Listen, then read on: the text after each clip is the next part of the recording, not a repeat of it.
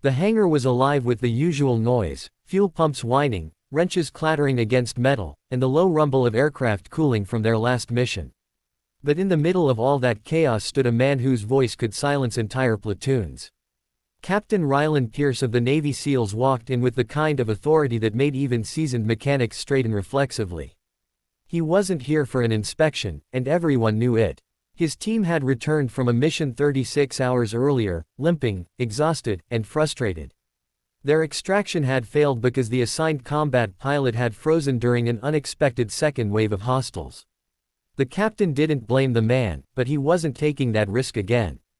Pierce scanned the line of flight crew and pilots waiting in formation, some standing tall, others shifting nervously. "I need a combat pilot," he said, voice echoing through the hangar. "Someone who won't hesitate. Someone who can fly under fire, into fire, and, if needed, through it. I need the best you have." A few pilots puffed their chests out. Some looked at each other with competitive smirks. One or two stepped subtly forward, as if volunteering without actually volunteering. But at the far end of the hangar, almost blending into the shadows near a disassembled jet, someone else stood up. She stood without theatrics, without even clearing her throat. Just stood. Most of the hangar didn't notice her at first. She was small, slight, with her hair tied back so simply it made her look like one of the junior techs. People passed by her all the time without realizing she was even in the room. But Pierce noticed. Her name was Lieutenant Mara Dalton. And she was the quietest person in the entire air wing. A murmur rippled through the pilots. The loudest among them let out a short laugh. "Dalton, seriously?" Someone whispered, not as quietly as he thought. Another pilot shook his head. "She hasn't flown a combat sortie in months." A mechanic added, "She barely talks. I didn't even know she was in the room." Mara ignored all of it. Her gaze was fixed on Captain Pierce, steady and calm. Pierce tilted his head, studying her.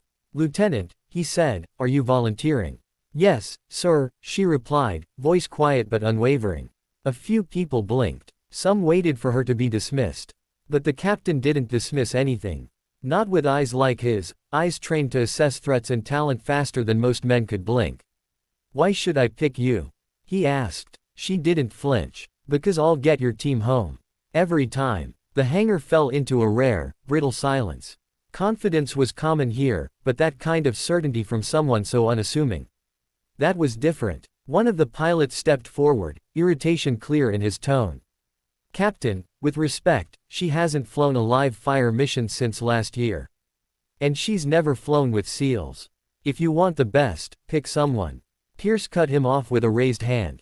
"I didn't ask you." The pilot shut his mouth immediately. Pierce turned to Mara. "Gear up. Pre-flight in 5. No hesitation. No doubt." Mara nodded once and walked briskly toward the far end of the hangar, where a black and gray Viper gunship sat idle like a sleeping beast. Half the hangar watched her, unsure whether they should feel impressed, confused, or concerned. The murmurs returned. "Why her? She's too quiet. She keeps to herself too much. She's probably rusty." None of them knew the truth.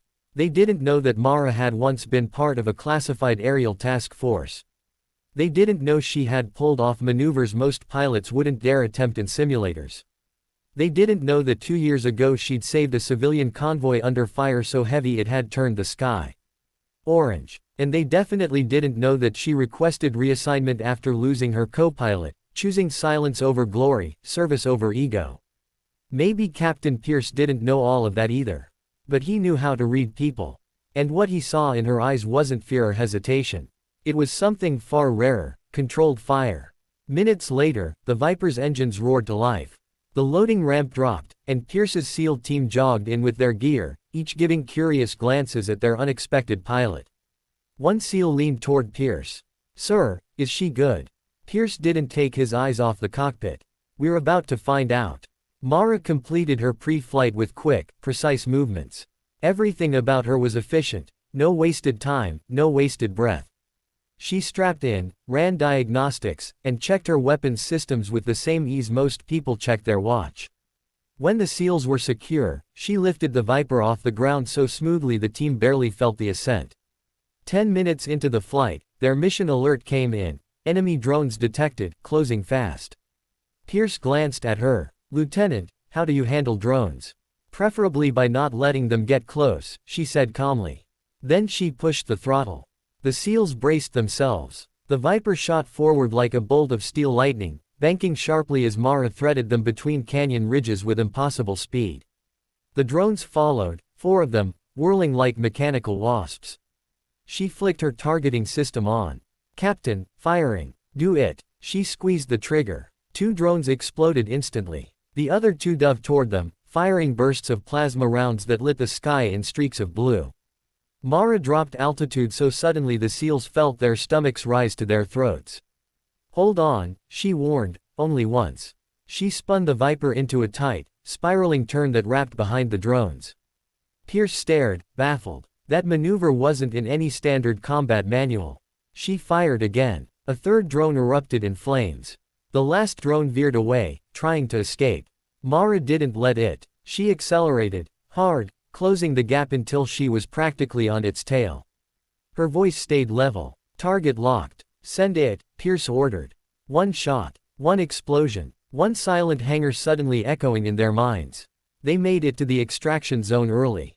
They made it back faster. And when Mara landed the Viper, smooth as silk, the entire hangar fell quiet again, but for a different reason. Everyone watched her. The quietest person in the hangar. The one they overlooked. The one they underestimated. Captain Pierce stepped toward her as she removed her helmet. Lieutenant, he said, you're flying my team from now on. She nodded. Yes, sir. As she walked past the stunned pilots and crew, no one dared whisper this time. Because now they all knew. Sometimes the quietest person in the hangar is the one who can fly through fire and bring everyone home.